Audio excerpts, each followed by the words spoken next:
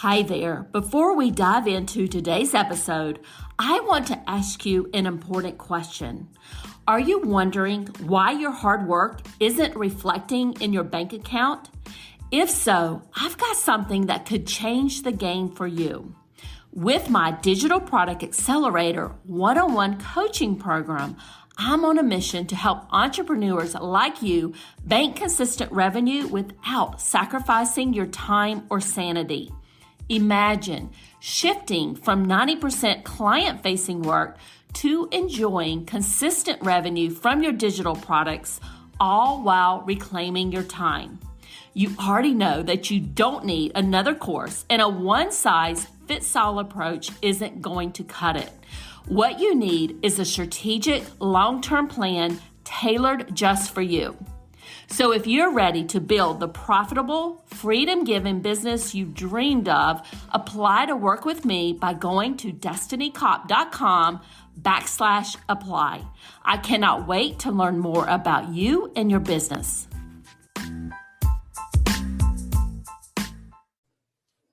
Welcome to the Course Creators MBA podcast. I'm your host, Destiny Cop.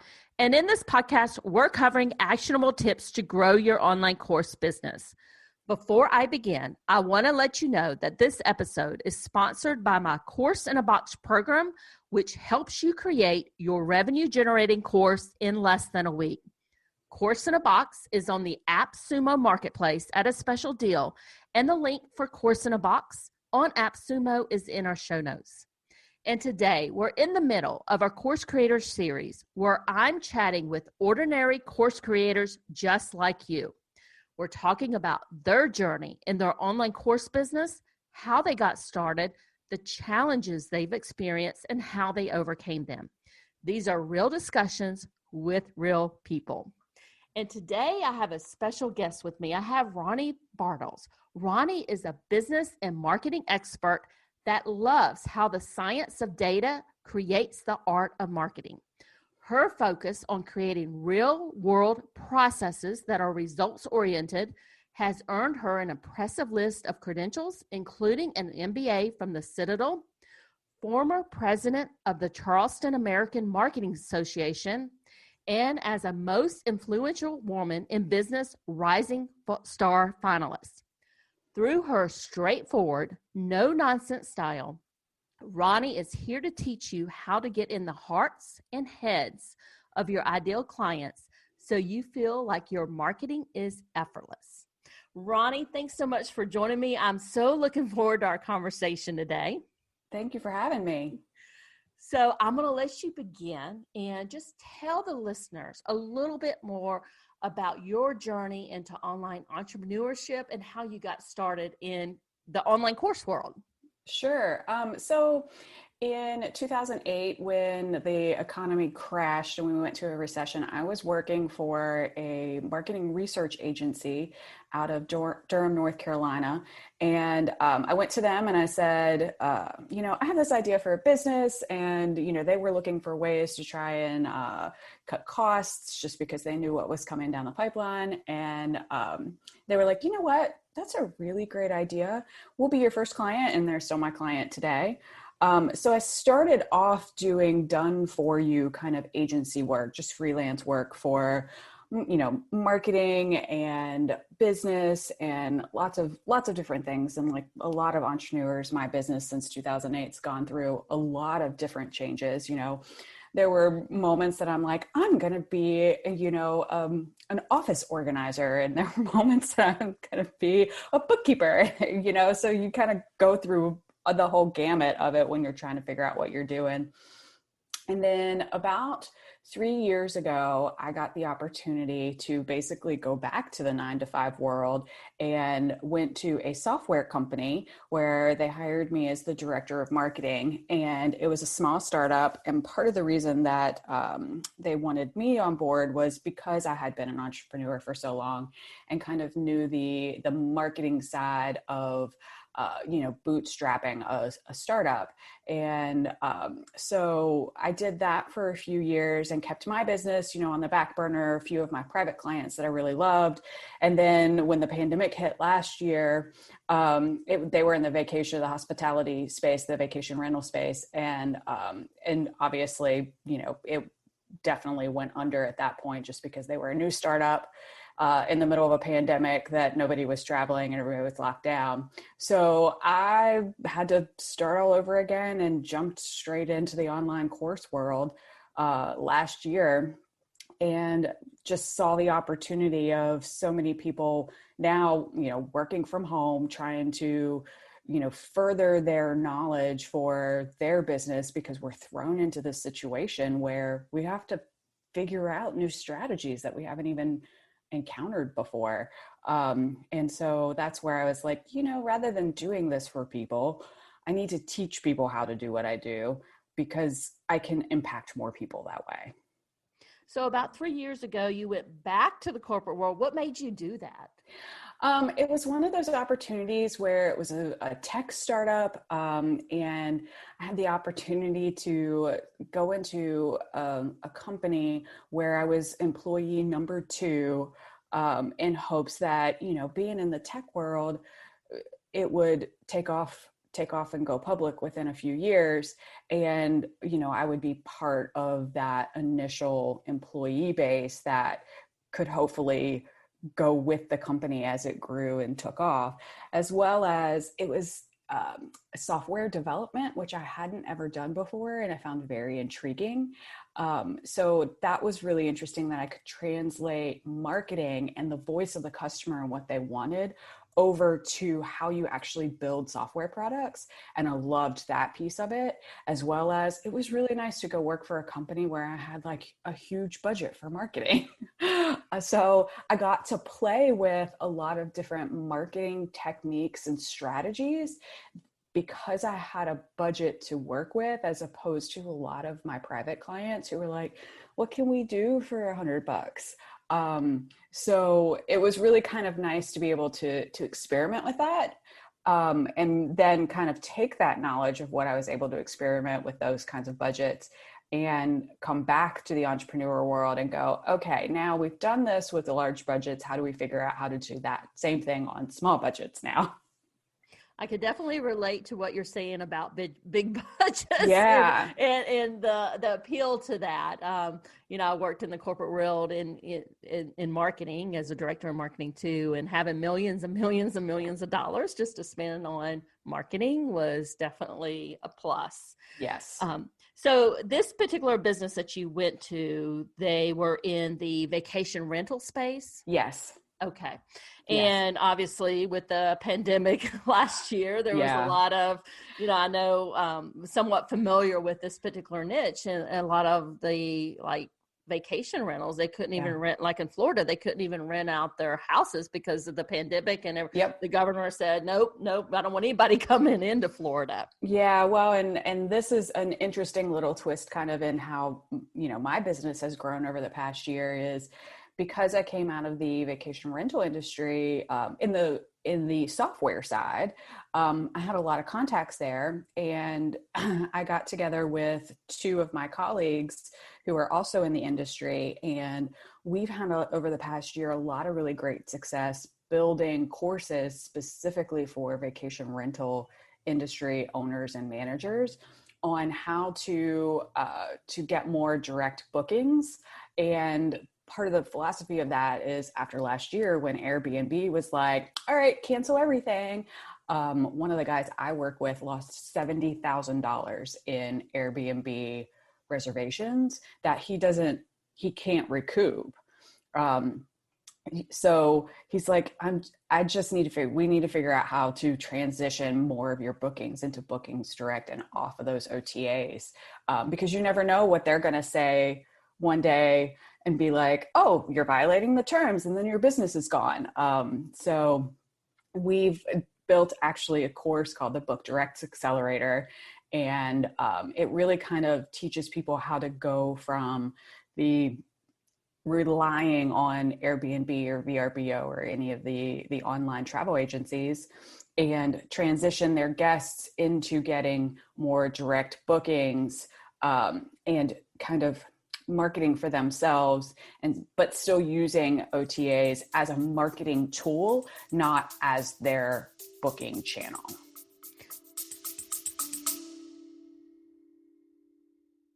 Hey there, Destiny here, and I'm the host of the Creators MBA podcast. And this episode is brought to you by HelloContent.shop, your go-to destination for content creation in your online digital product business.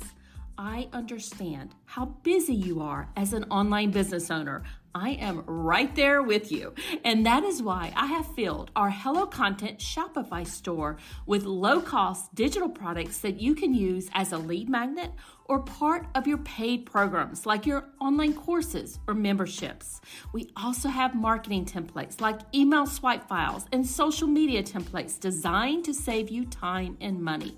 So whether you're looking to streamline your content strategy, enhance your digital products, or just save some precious time, I've got you covered, my friend. Now visit the HelloContent.shop today and take the first step towards effortless content creation.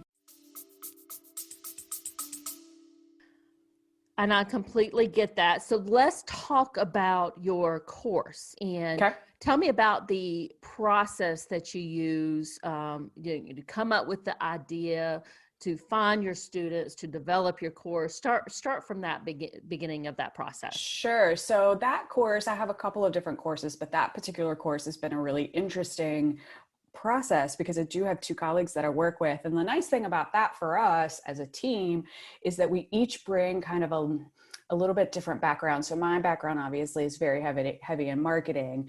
And one of my colleagues, Derek, he is an actual vacation rental manager who manages over 80 properties in Seattle. So he's a very deep understanding of management operations. And then Matt is, he sold his digital agency that he owned for 16 years and he's an owner as well. So he kind of brings in that smaller business operational kind of background, as well as a lot of marketing too. So we all supplement each other really well. And we started off with creating a Facebook community, a free Facebook group, and having people come in and join that group. And it took us a long time to kind of, hit that 100 member mark. But then once we kind of hit 100 members to 200 members, it started to kind of grow on its own a little bit more, so that was a little bit more organic. But our strategy was start to create a community where we were positioned as the thought leaders, and then once we did get to launching a course, then we had an audience to launch to. So we definitely started off with free content, and we were heavy free content for 6 months. Probably a little bit even longer than that while we built that community. So we started at 0 with the three people in a group, and built it to we're over 600 now.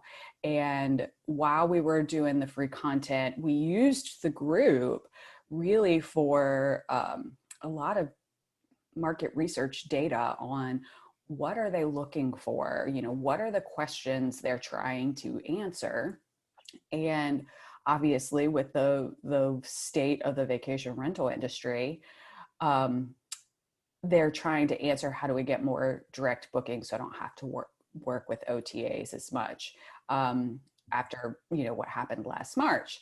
And as we were going through that, the three of us kind of sat down and brainstormed, what would a 6-week course look like? So we kind of put together an outline and a very, very basic launch marketing plan to our group and the email list we had started to build. And once we kind of just got an outline together, we threw it up on the group and made a graphic and was like, here's what we're doing. Who wants in on a beta group?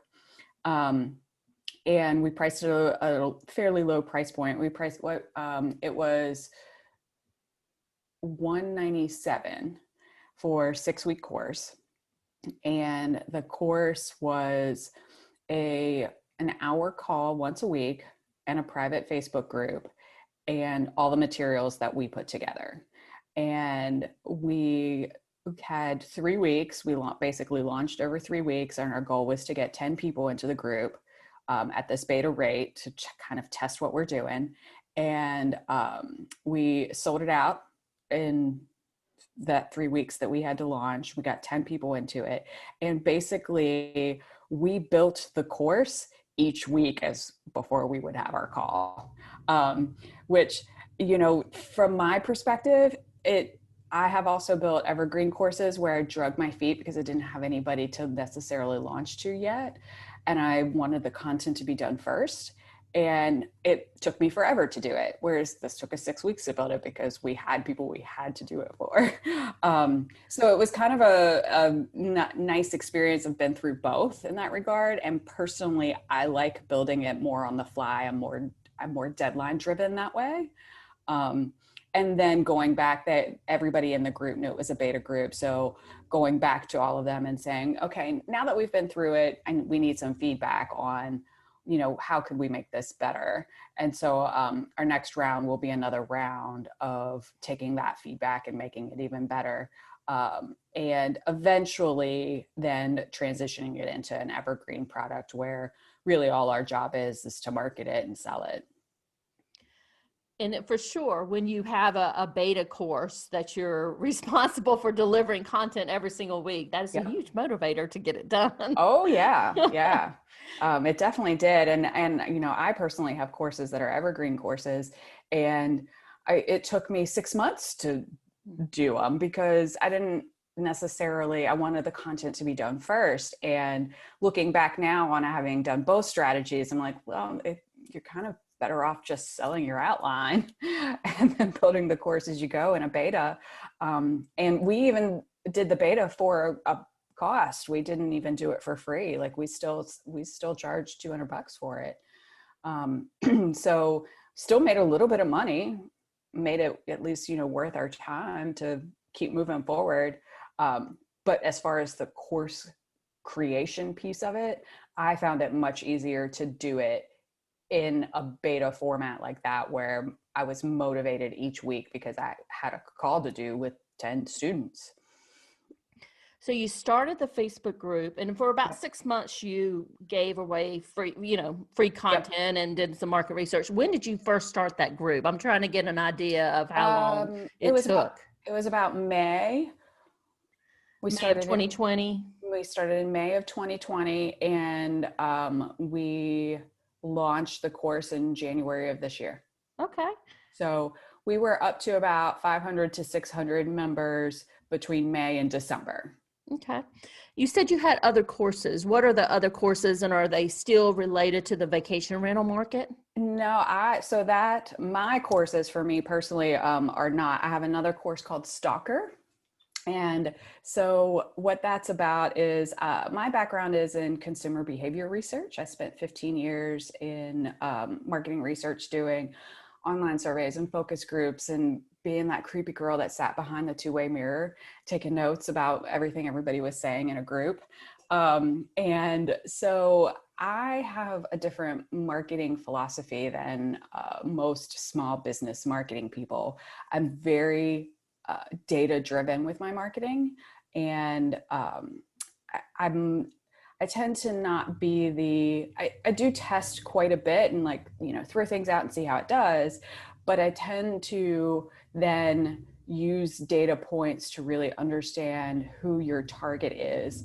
And as my personal business as an entrepreneur, I find with marketing, what happens with small business owners and entrepreneurs, they get so passionate about their product or their service, and they're like, it's amazing, everybody's going to want it.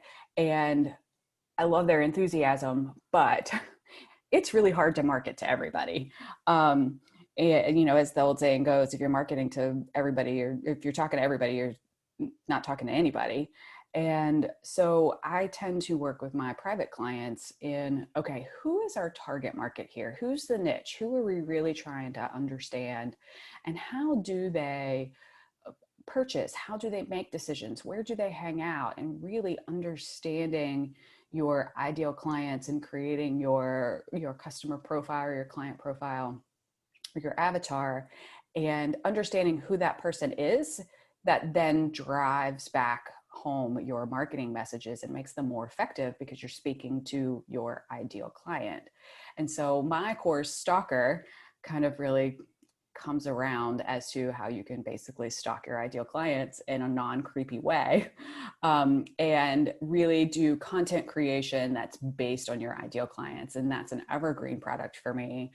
It's very short, bingeable kind of course.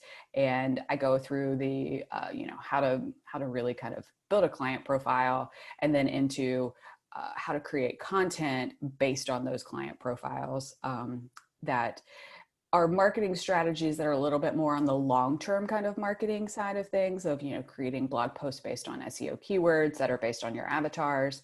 And so those kinds of marketing strategies are very long-term, but organic in nature, that once you kind of like set it, you don't have to think about it too much outside of a few promotional pieces from there. So that course is very honed in on kind of ideal clients and building those profiles. So for that particular course, how are you finding your students? Are they coming you said it's an evergreen course, so are they Yep. finding you through your website? Are you Yeah. doing, what are some other traffic strategies do you have? So for me there, I basically use my own that's in the course, do content creation, a lot more organic stuff, and paid ads. I kind of piggyback that. It's a more traditional nurture email funnel. So with that strategy, my strategy there is, get them on my email list with a free download. And then nurture them through a sequence of emails then that lead up to a call to action for the course. But how I get cold traffic is really through paid ads. I do that through Google and Facebook and Pinterest for that course. I'm just curious because I've done, but all of those except for Google. I haven't done the Google ads yet. Which ones are working best for you? Google. Okay. Yeah. So from a marketing strategy perspective, and I do this not only for myself, but even with any private clients that I work with, is when you're thinking about paid ads, when people go to Google, this kind of comes back to how the psychology of how people buy and search for stuff and search for content. When they go to Google, they're typing in a specific keyword. So they're going there for a specific purpose. So that's where when you're trying to sell your course or sell anything, when you're doing your Google ads, thinking about what are they going to Google and typing in. And then that's kind of how you build your content in your ad there. So there, the person that is landing on those are coming looking for that thing, basically.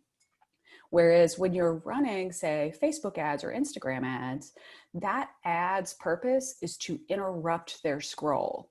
They didn't come to Facebook or Instagram to look for your thing. They came to those platforms to scroll through and see photos of their friends and their family and, their grandkids or regular kids or whoever it is. And your ad's purpose there is to interrupt their scroll. So it's a different mindset. So while those are extremely effective ads and I love them, you really have to think about, oh, wait, I have to interrupt what they're doing. They're not here looking for me. Whereas on Google, they're there looking for you. So those are always going to be more effective because they're already pre-qualifying themselves, basically. And so that's why those always do better for me. For you. So tell me about Pinterest. How have they worked for you, or what have you seen with the Pinterest ads? So Pinterest, I am a huge fan of Pinterest ads. I'm a huge fan of Pinterest, period. I'm finding that when people go to Pinterest, they're using it more like a search engine than a social network. So it works a little bit more like Google as opposed to Facebook. So they're typing in keywords looking for stuff. Pinterest is a planning platform. So they're planning to do stuff. And I find content to work really well on Pinterest. And it drives a lot of traffic for my website. Pinterest is my second top traffic driver under Google. So my Pinterest ads are actually even working better than my Facebook ads right now.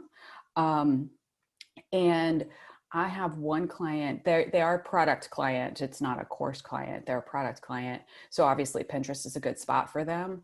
And we're finding that between their Facebook ads and their Pinterest ads, while Pinterest doesn't drive quite as much traffic as Facebook, the average person on Pinterest when they order spends $250, whereas the average person on Facebook when they make an order spends $40. So I'd much rather have a Pinterest person. Yeah, But yeah, definitely for that product. Right. So Pinterest people spend more, while you don't get quite as much click-throughs or traffic and eyeballs. You can, depending on your budget, obviously. They spend more money. They're more willing to spend. And part of the reason is they've gone to Pinterest because they're planning to do something. So I find them very effective. And I find them very effective for free content, and then starting your funnel from there. Drive them to free content, get their email address with a free download, and now they're in your nurture funnel that then you can lead up to a sale. What student or revenue numbers can you share with us for the Stalker program that you have? Yeah, so Stalker is an evergreen, and it's fairly new to me. I've only had it for a few months, and I've got the funnel set up so that it's a free download that then is a sequence of emails, and so it's kind of more of a slow trickle. But I'm getting on my email list. I'm probably getting close to 50 to 100 new emails every month. And my conversion rate right now is at about 2.3%. So, and that course is $197. So, I mean, 2.3% is good. Yeah, it's very good. It's pretty average. Yeah. So, now in that process, kind of what I look for is, okay, well, I'm at an average conversion rate for that. Well, to make that conversion better, I can start to tweak those emails a little bit more to make it slightly better. Now that once you kind of get it all set up, from the okay, how do they journey through, getting to know you and you nurturing them into a sale. Once that funnel is all set up and automated, your job then is to just tweak it to make those numbers work better for you. Because marketing is nothing but a math problem at the end of the day.